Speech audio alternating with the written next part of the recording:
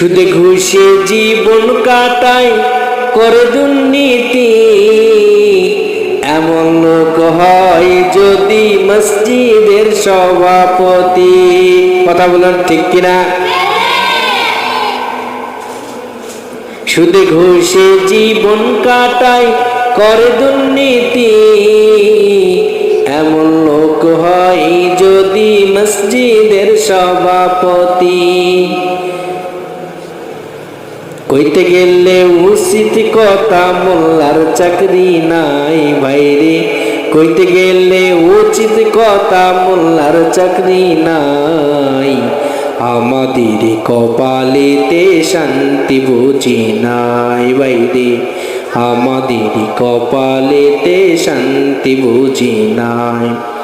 এত দুঃখ রাখবো কোথায়, রাখার জায়গা নাই ভাইরে।